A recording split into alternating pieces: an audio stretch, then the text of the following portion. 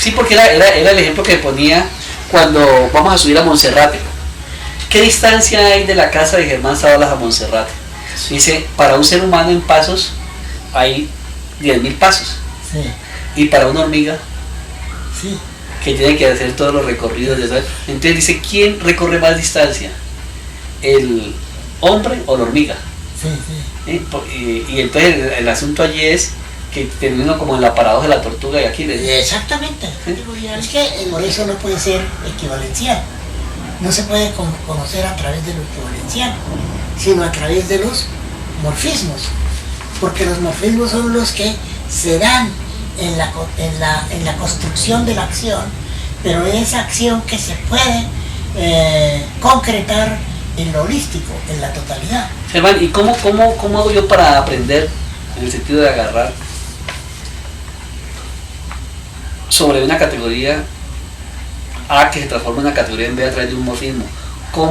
¿Qué elementos empleo para poder encontrar ese morfismo?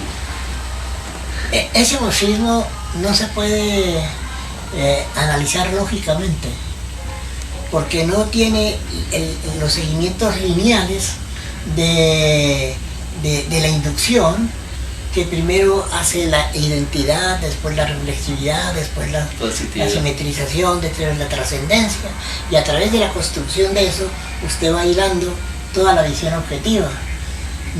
No, acá no. Usted está fundamentalmente en lo categorial, partiendo de la acción transformadora, y es esa transformación lo que termina siendo. Los dialécticos hablan que las cosas no son, sino que están siendo. El ser siendo. ¿Ah? El ser siendo. El ser siendo. Es decir, haciéndose. Y es esa dinámica de ese hacerse lo que hay que captar en el morfismo. Que esa es la diferencia de la equivalencia, que la equivalencia paraliza el mundo, lo objetiviza. El mundo deja de ser movimiento. La equivalencia sería como una foto, el morfismo como una película. Es un devenir, sí. Es una película, ¿no? ¿Cómo se llama? Un video. Un video. Ese es el morfismo. En lo categorial y el morfismo. El morfismo fundamentalmente se hace como video. Qué buena vaina. Entonces, por ejemplo, cuando yo cojo un punto de partida que puede ser cualquiera, y yo me imaginaba ese esquice como un fractal. Sí. Donde aquí puedo colgar otro esquice, en cada uno de esos puntos puedo colgar un esquice. Claro. Sí, en un mundo fractal. Y es que el mundo fractal es un esquice. Porque el mundo fractal es categorial. El mundo fractal, y usted se pone ahí de punto en punto y tenía que recorrerlo el tiempo por la eternidad. Sí, porque era el ejemplo que ponía cuando vamos a subir a Monserrate. ¿Qué distancia hay de la casa de Germán Zabalas a Monserrate? Dice, para un ser humano en pasos hay 10.000 pasos. Sí. Y para una hormiga, sí, que tiene que hacer todos los recorridos. Entonces dice, ¿quién recorre más distancia? ¿El hombre o la hormiga? Sí, sí. Y entonces el asunto allí es que termina como en la paradoja de la tortuga y aquí. Exactamente. ¿Sí? Es que el ejemplo más interesante para poder entender a Zenón y a todo ese proceso es lo fractal, porque lo fractal sí nos permite ver cómo el ir de punto en punto, ¿no?, nos mete en un universo de punto a punto de recorrido, que es diferente recorrer a lo espacial.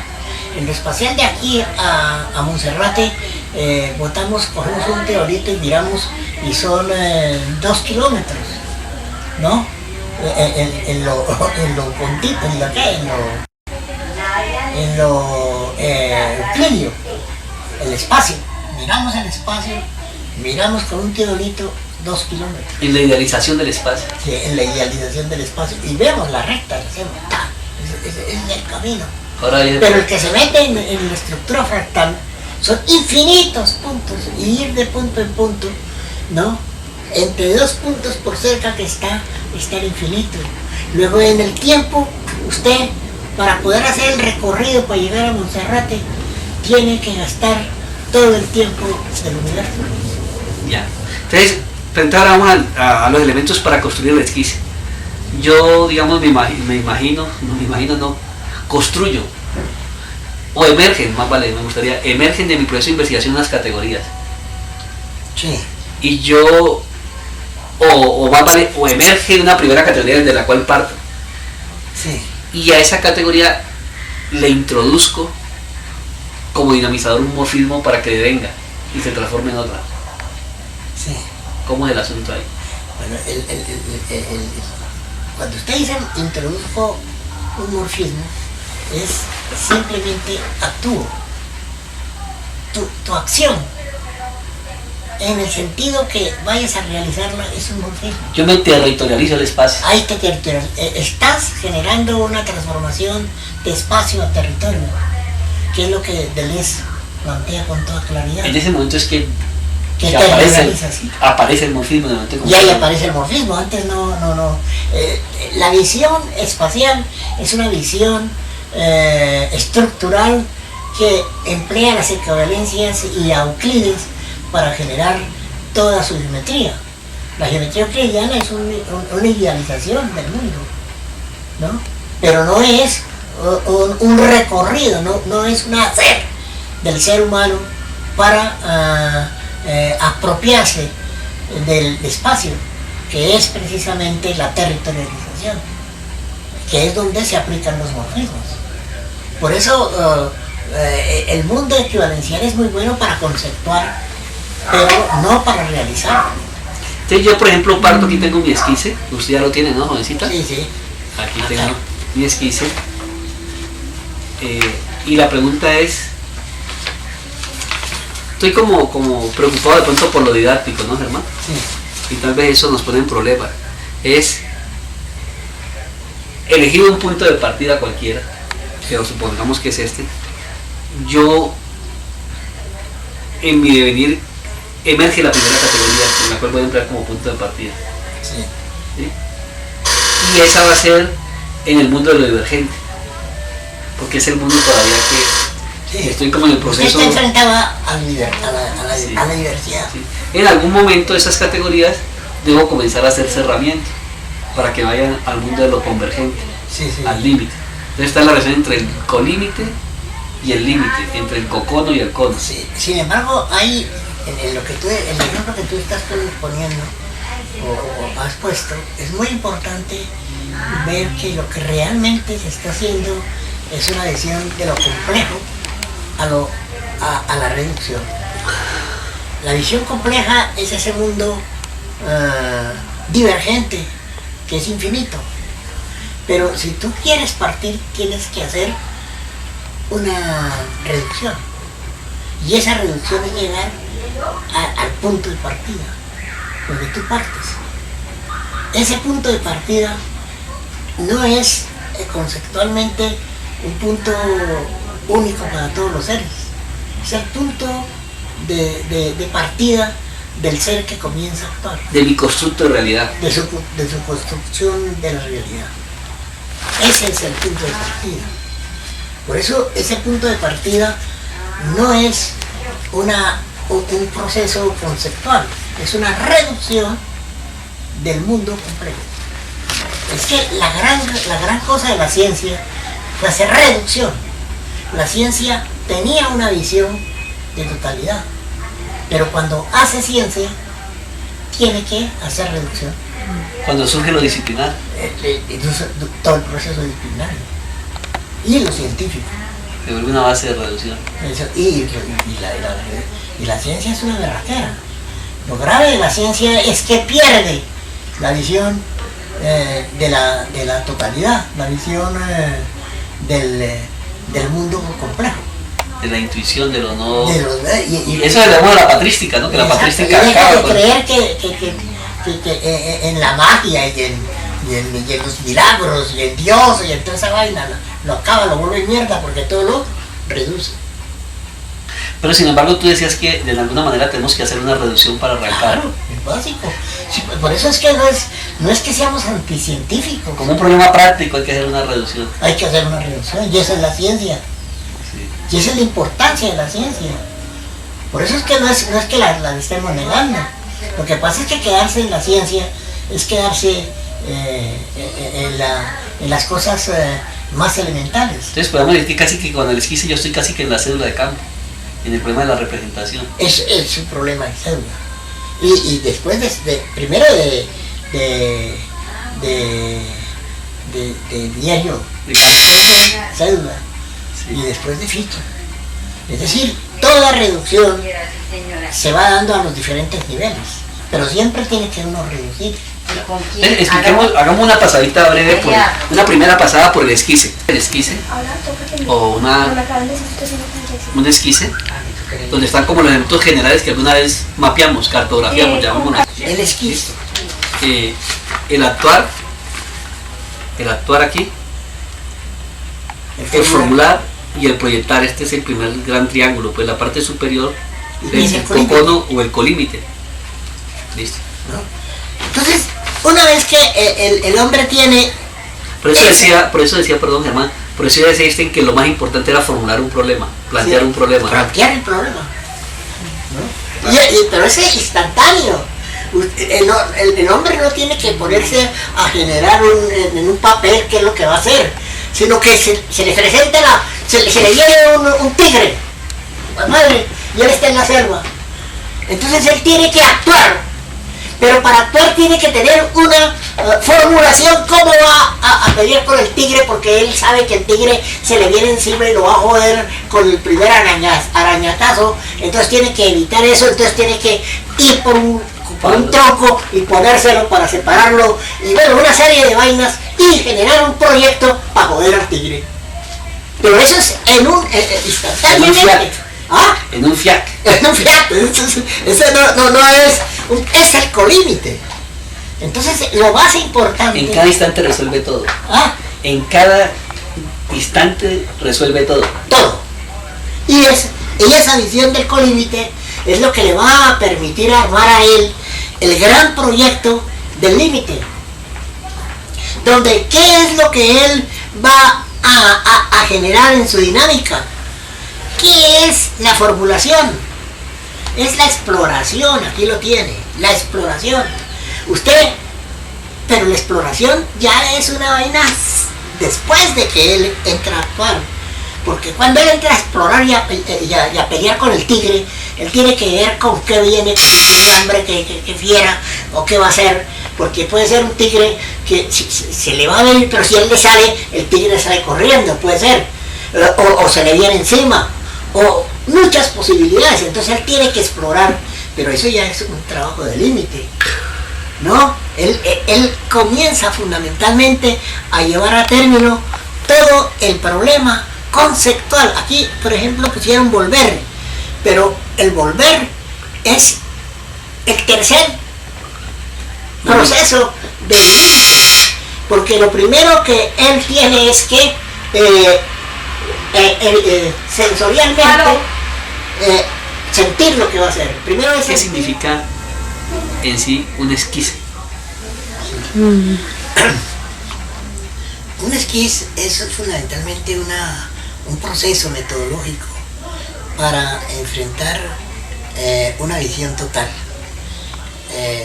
Generalmente la metodología siempre había estado encaminada a partir del punto de partida y comenzar el siguiente paso hasta llegar a un punto final, y todo ese proceso conllevaba una visión única, pero ¿cómo se dice? Este pequeño inicio que ustedes tienen acá. ¿Epígrafe cuál? El epígrafe que ustedes tienen acá, que el punto de partida es el punto de llegada, que es el planteamiento que el marxismo hizo como un gran aporte a la metodología.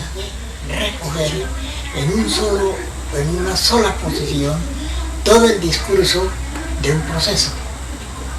Entonces esa es la gran virtud del esquismo. De un proceso que no es ni lineal ni acumulativo. Ni acumulativo, sino que es holístico. Es la visión holística de enfrentarse al conocimiento. Y esa apertura se da fundamentalmente en acercarnos al mundo para tomar lo distinto de lo común. Es decir, partimos de lo común y una vez a través de lo distinto generamos la dinámica holística que nos permite recoger al todo. Entonces, ya acá no son las formas equivalenciales las que priman, sino las formas categoriales.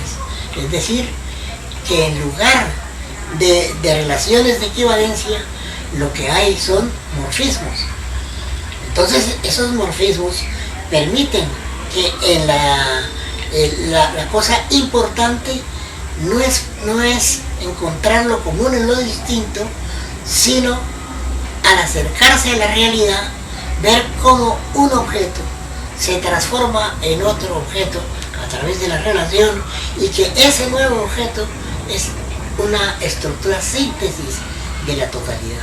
Germán, pero allí, por ejemplo, explicarle a un matemático que es un morfismo es relativamente fácil. Sí. Porque es una definición. Pero, ¿cómo le explica a una persona que no sabe matemáticas qué es un morfismo? ¿Y qué ejemplos de morfismo hay, por ejemplo, en la naturaleza? Sí. El morfismo, desde el punto de vista de la acción del hombre, lo que prima es que cuando uno comienza a actuar, parte de una realidad objetiva, y cuando el proceso se da, termina en otra realidad objetiva, que es distinta, aunque aparentemente parece ser la misma, ¿no? Pero es totalmente distinta en el contexto de toda la acción, de toda la actividad de la acción del hombre. Entonces, tiene uno una manzana, comienza a morderla y a comérsela. Cuando está comiéndose la manzana, es una manzana comida. Y el morfismo ha transformado esa manzana que no se la había comido uno en una manzana comida. Y ese proceso es donde usted no está mirando lo equivalencial, sino cómo a través de la acción del hombre se transforma en otro objeto, en una manzana comida. Y todas las acciones... Es una sobra de manzana. ¿Ah? Es una sobra de manzana. y todas las acciones del hombre siempre están sobre la base de que al actuar uno sobre la realidad, la transforma en otra realidad, que es, desde el punto de vista general, la misma realidad, pero totalmente desde el objeto, es un objeto distinto. A través de la acción se ha transformado en un objeto distinto. Ese es el morfismo. Y ese encuentro de esos morfismos ya no se dan sobre encontrar lo común, sino encontrar lo distinto en eso común que se realiza a través del movimiento o del proceso. ¿Está bien? Eso es muy importante que aclarar, porque si no el morfismo planteado matemáticamente se quedan sin la fuerza que tiene el morfismo dentro de la realidad de los seres humanos. Toda acción del hombre lo que hace no es resolver el problema equivalencial, que es un problema de la cabeza, es transformar el mundo de categoría.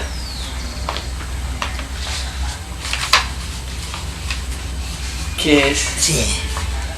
Ahí la palabra categoría conlleva algunas equivocaciones porque ha sido empleada en la filosofía con otro contexto.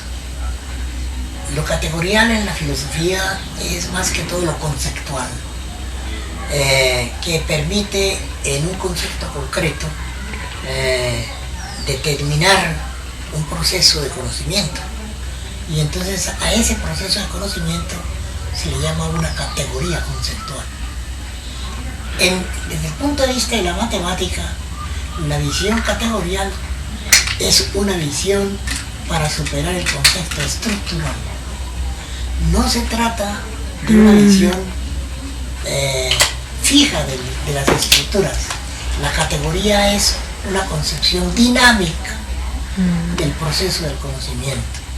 Entonces, lo categorial es recoger el continuo en su estructura conceptual no objetiva. Usted con lo categorial no tiene un mundo objetivo que pueda indicar o recoger o aprender entre las manos.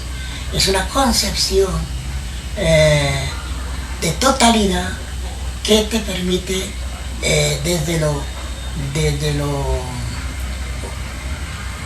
holístico tener el todo conceptual, pero no por fuera de la cabeza.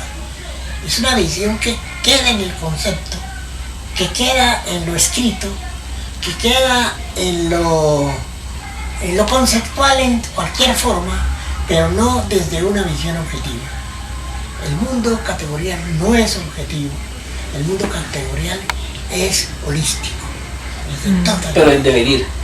deviniendo. Ese es el fundamento. Ahora, ese mundo categorial, por eso no puede...